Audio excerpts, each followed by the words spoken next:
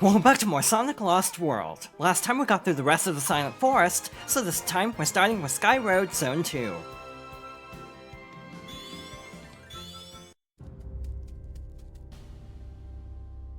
Hello, Sonic. Yeah, I've been looking for you. And we've been looking for you. Unfortunately, we found your friend Tails first. Hey, you heard one hair on his head! Oh, don't worry. We're actually making him better. He'll be much happier as a robot. No!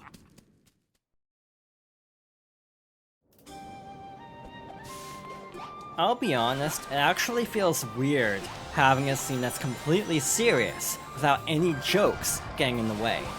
I really like that scene actually. It's one of the few scenes at this point in the game that I actually really enjoy, because it takes itself seriously when it needs to.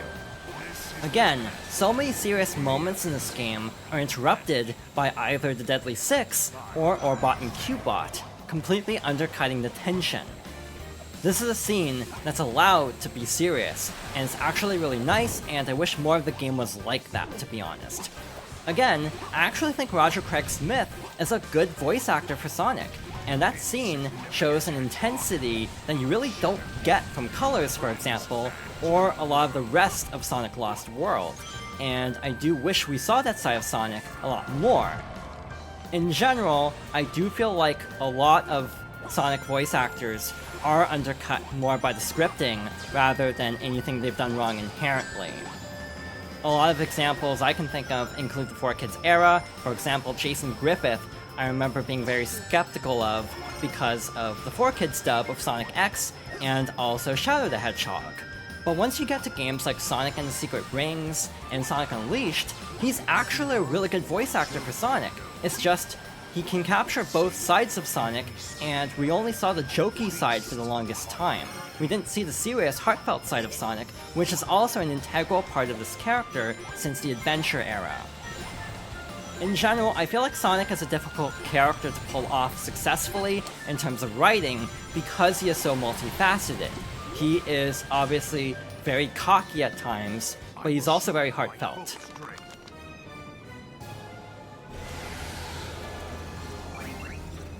Either way, we have to fight Zavok now, who's piloting one of the dragons we saw earlier. We have to attack the tail to stop it from moving like so, and then we have to carefully jump across. You're supposed to use a homing attack. Personally, I find it really unreliable because of losing momentum really fast when using the homing attack in this game, so I actually recommend not doing that and just jumping across like so. So let's deal as much damage as we can, or not. You'll jump straight back onto the dragon, I guess.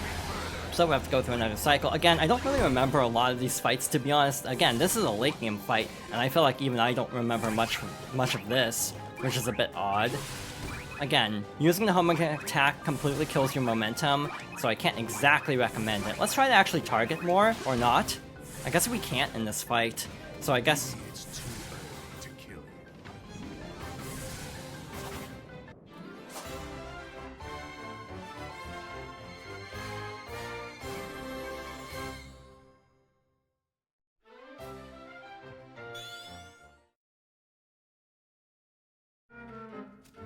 Turn Tails into a robot!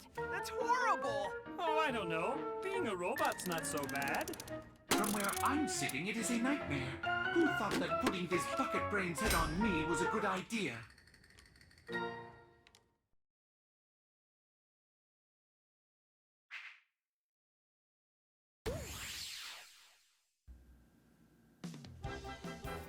So let's move on to Zone 3.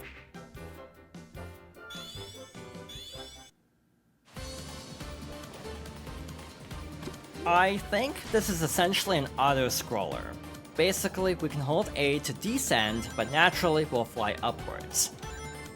This is kind of a nice change of pace, I suppose. It's kind of the sky chase, I guess, of this game, which isn't necessarily my favorite thing. In general, Sonic auto-scrollers tend to be a little bit tedious, given that the rest of the game feels like it emphasizes basically getting really good at these stages to go as fast as possible, while with this, obviously, we're simply floating along, trying to avoid taking damage. We do have the little turtle robots from Sky Chase, though. Also, the checkpoints are automatic, so don't worry about diving low to actually get to them. That's very good to keep in mind. By the way, you might have noticed a suitcase this entire time in the corner. You can actually keep items that have various effects. Some are like speed up shoes, I'm pretty sure, and like shields. I don't think we've actually gotten any items because it's actually tied into another system that I'll probably talk about a little bit later. So yeah, this is kind of a nice little calm before the storm stage, and oh boy, we have quite the storm coming up, and I'm going to leave it at that, because the next level is one that gave me a lot of trouble in my practice run.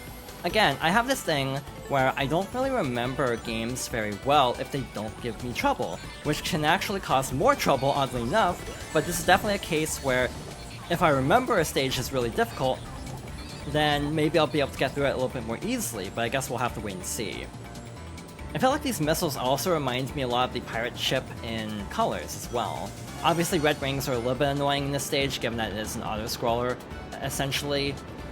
We really can't go back for any, and it's kind of about memorization, but overall it's not too bad. We have all but one. Again, not really concerned about that, but if we can, I might as well pick up as many as we can. I'm also trying to remember if there's like a boss fight in this stage. This also reminds me a lot of the Sonic 4 Sky stages, like from Episode 2, though they're not nearly as frustrating, thankfully. I'm trying to remember, did we just hit the missiles? I guess that is what we're supposed to do here, which isn't too difficult. I also feel like Sonic blends in with the sky a lot, which is definitely not the best, like, design choice. I'm trying to remember if that's the end of the stage or not.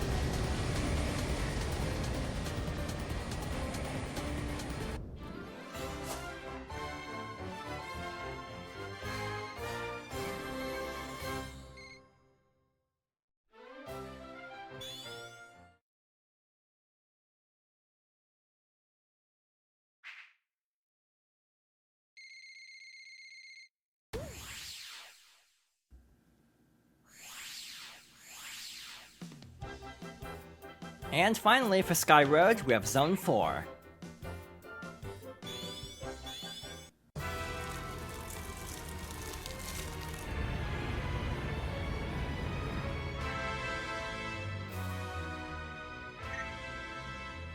It's too late for us, Sonic.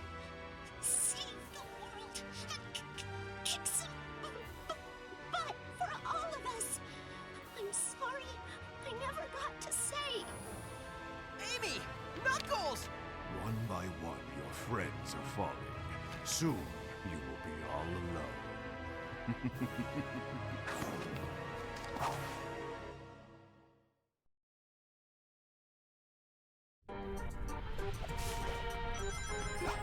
Another problem I have with this era of Sonic is how much his friends take the sideline. Obviously, it became a meme for a long time about Sonic and his silly friends getting in the way of just the core gameplay. But in my opinion, as someone who grew up with the adventure games, I actually like having multiple characters around. Frankly, even if they're not playable, I wish more characters were active in the series. And to me, one of the biggest failings of this era is just how much it actually overreacted to that criticism and sidelined so many characters. The next game that actually would have another character playable besides Sonic would actually be Forces, and that's kind of cheating given that that's essentially a reskin of Sonic with Shadow. With Frontiers, we are getting more characters. At the time of this video at least, they are not out yet.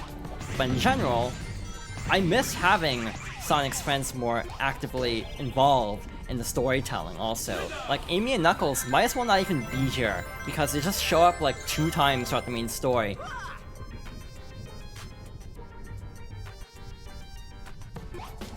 Truth be told, I have no clue what just happened there. I don't know why I died. I don't know if it's because I ran into one of the ghosts or what. So I guess we'll try to see if we can get through this a little bit more easily. Live and learn, I suppose, pun intended, because these are the ghosts from Sonic Adventure 2, if I'm not mistaken. But yeah, in general, I just miss a lot of the supporting cast, though in this case, it's nice having them at least somewhat in the story, which is still more than, like, Colors, which only had a bunch of characters in the DS version, for example. And again, in some ways I actually like the DS version better for its storytelling because of having all of the other characters show up periodically. Whoa!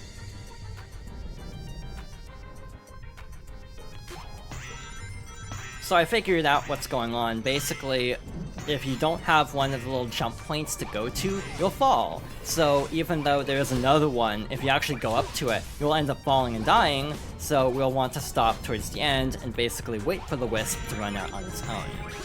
To be honest, I really don't like how you can't deactivate the Wisps manually in a case like this, where obviously we're just having to sit around because there's nothing else to really do until the power-up runs out.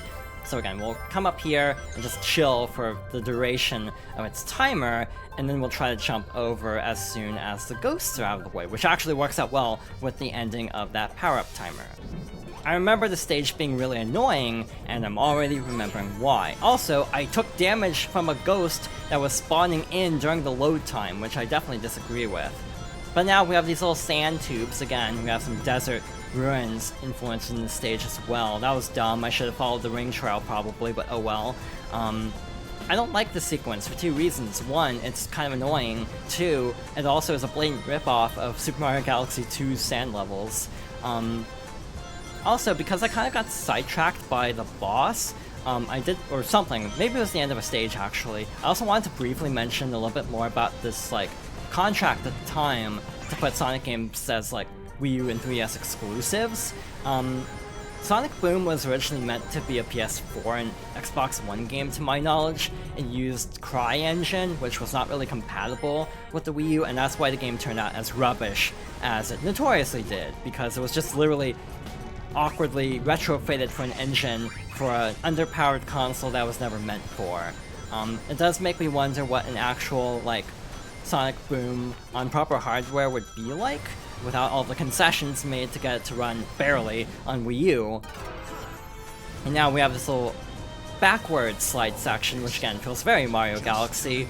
This part sucks in my opinion, because you'll occasionally catch a railing and have to basically shimmy across to the other ramp. And this is on a time limit, by the way. This will break eventually, and when trying to actually, like, memorize everything, this can get really annoying. It's essentially memorization, but I had to do this like 10 times on my practice attempt, so I basically know when the rails are coming and can actually predict, essentially holding right as soon as I grab onto them. I'm not even going after the life, because I'll probably lose a life in the process. We'll also have these little cacti spawning in. There's a couple that I actually don't know how to dodge, to be honest. Like, this is so precise to me. Actually, that's, like, not even something you have to dodge. I kept dying to that in my practice run. And looking at it now, how? Like, genuinely, how did I keep dying there, given that literally nothing can happen if, like, you have enough speed? I guess maybe what happened was I lost speed somehow, and thus they were able to catch up to me. But yeah. It's always nice in a Sonic game when you lose a ton of lives in a scripted sequence. This will not be the last time I complain about this, assuming I eventually get to Forces, and that game has a few notorious scripted sequences that just outright fail because of just how shoddy the physics are. I think we're getting pretty close to the end. I also have a lot to say about this next boss fight with Zavok, because I actually don't like it, because I don't quite understand how it works. I guess we'll try to figure it out as we go along, but I remember struggling against the boss quite a bit too. There is a red ring. You're obviously supposed to wall jump instead of use the spring, but again, I'm not really concerned about the red rings at this point. I do want to hang on to my regular rings since we do have a boss. Playtime is over, Hedgehog.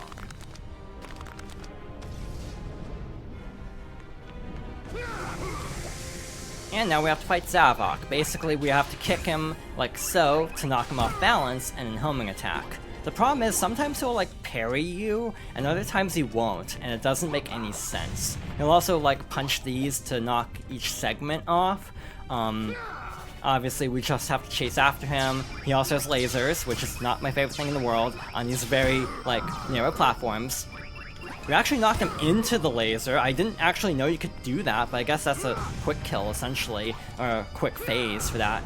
Now we have these smaller segments we have to carefully run across, and now that we're at the end of the snake, what we have to do is knock him off. The problem is, I don't know how, because it feels really inconsistent trying to actually kick him off of the platform. Like, sometimes it will just work, and other times it won't, and I don't know what exactly determines if this actually works or not. Like there, it didn't actually work, and I don't know why. And other times it'll be like, homing attack, and then it doesn't actually work. Maybe we have to knock him off the front of the snake? I actually don't know. Either way, we have no rings left, which is not my favorite thing in the world. So I guess we just have to wait. We're also on the wrong side, which also is a problem. So we'll have to wait for him to attack like so, and jump over. Again, hopefully not accidentally homing attacking, because that's very much a possibility with how flaky the physics can be. And again, he didn't actually fall off, and I don't know what to do next. Next meeting looks to be interesting.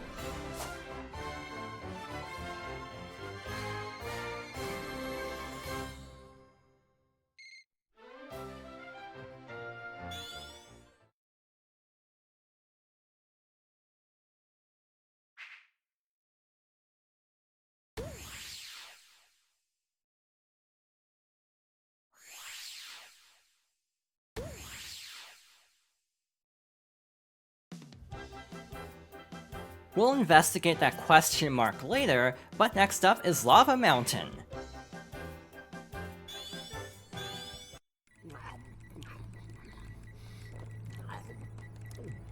Your friend has embarrassed me for the last time.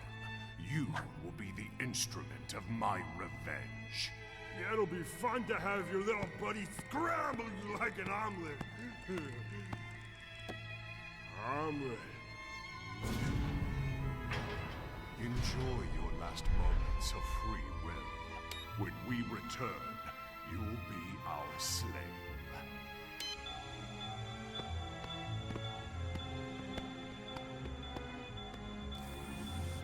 I've built a TV out of paper clips and reprogrammed a supercomputer using dishwashing detergent and a toothpick.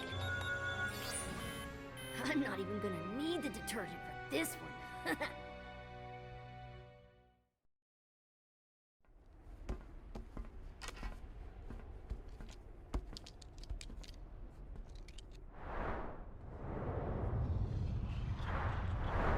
Wow, it's quite a drop. Yes, yes it is. Whoa! You guys are going down! This energy machine has made us way stronger!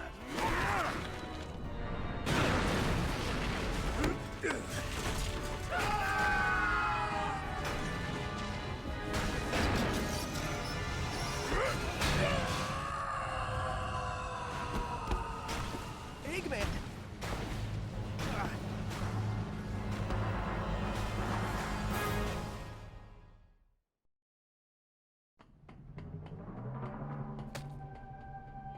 Time for some revenge!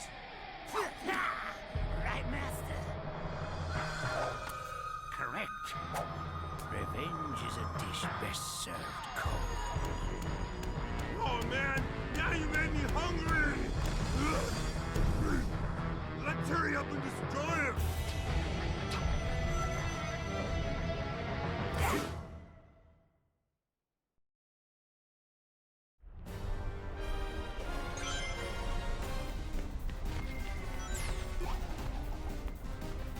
Gonna beat you like a drum!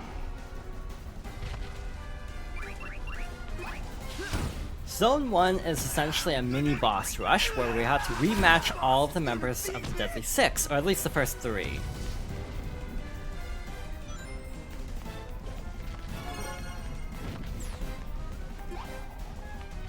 Blue! My favorite flavor!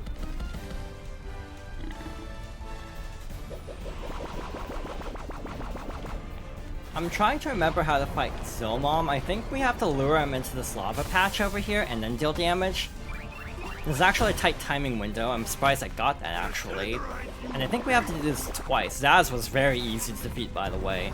But Zomom should give us a little bit more trouble. Let's jump over there and finish him off, hopefully. Or not. He had iframes for some reason, so we have to wait one more cycle for this, unfortunately. So we'll lure him into here again and hopefully finish him off this time. He had invincibility frames again. I think because the jump counted as a hit and not the homing attack, which is just a weird flaky programming thing in this game. Sometimes that can happen. It keeps happening. I don't know why this keeps happening. Maybe it's just really bad timing. Or maybe I'm getting too close while trying to jump at him. Either way, this is getting very frustrating, so let's actually homing attack this time and finish off the fight.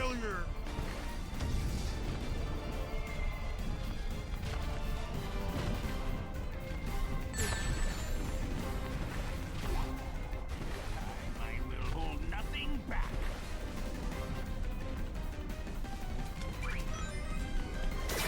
And finally, we have Master Zik, who's fought very similarly, except his orbs are a lot larger in terms of their radius, so they're a little bit harder to dodge and actually get around to counter, like so.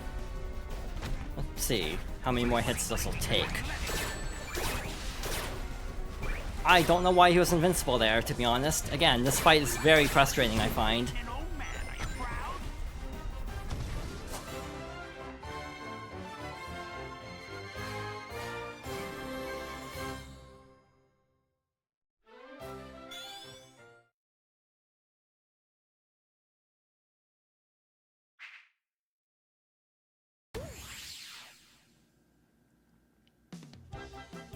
That didn't take long, so let's head over to Zone 2.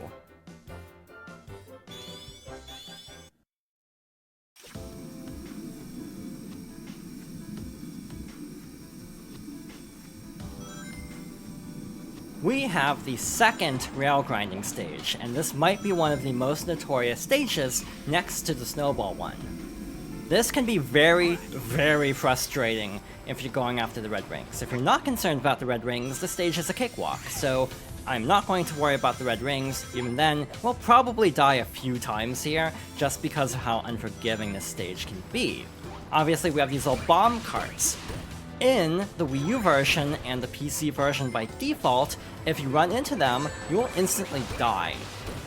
In the mod loader for this game, the HedgeMod Manager, you can actually turn that off, which I kind of recommend, especially if you're trying to go after the red rings, because a couple of the red rings are directly between two bombs, so truth be told, I actually don't remember if I turned it off or not, so I guess we'll find out, because we'll inevitably run into a bomb at some point in the stage because of how tricky it can be.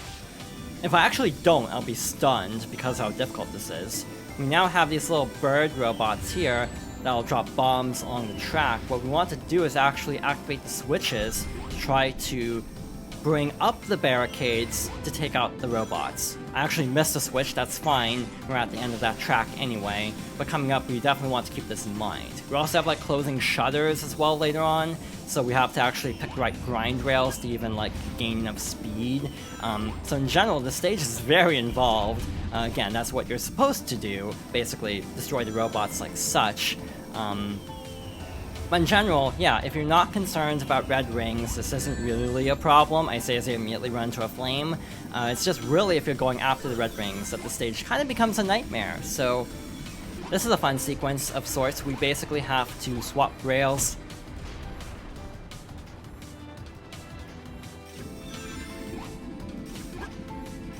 As I was saying, we have to swap rails to basically gain enough speed to get through this door, like so. We also have these like rocket carts that we have to weave around like so. And again, the green rails do speed you up, but the red ones slow you down, so you basically want to avoid the red rails at all cost. Casually, this really isn't too bad. But again, having gone after all the red rings, this part here sucks, because a couple of them are super precise.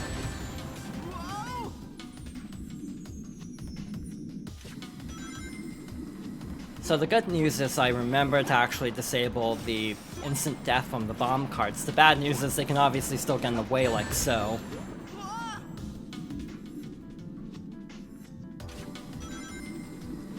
Alright, third time's the charm. Let's not do that again. I'm jumping too early and I'm clipping the bomb cart, I guess. You can slow down again, and I do recommend it in some cases. In some cases, you actually do need quite a bit of speed. And this part here sucks because you basically have to jump across all of these small sections of rails. Here we actually have a red ring that's not that difficult to get as long as you're careful. I'm actually kind of amazed it worked out because I thought I would jinx myself. But the problem is if you die from this point on, you have to get that red ring every time, which can definitely get old after a while. We also have these here. This is the one I was talking about earlier. If you want this red ring on PC, I definitely recommend turning off the instant death, just because getting that would be a nightmare otherwise. This part sucks.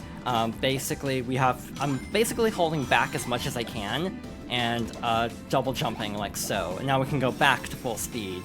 That's like one of the toughest sequences, and having to get both red rings every time you mess it up sucks. So again, trying to get the red rings in the stage is absolutely the worst thing, and I don't recommend it whatsoever. I clipped the bottom of the shutter, I'm pretty sure, so that was my bad.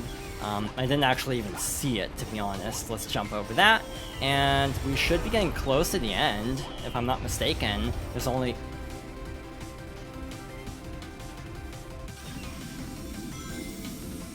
So yeah, my biggest problem with the stage now is I can't see where the door is coming up from, so I keep running into it by accident.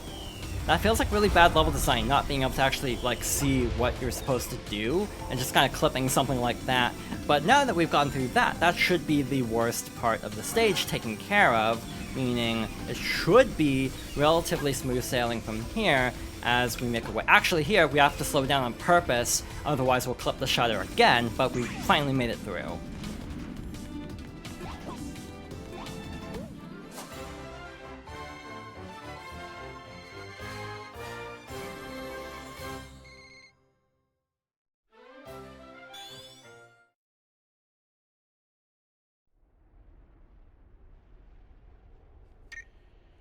Amy? Knuckles? Anybody? Huh.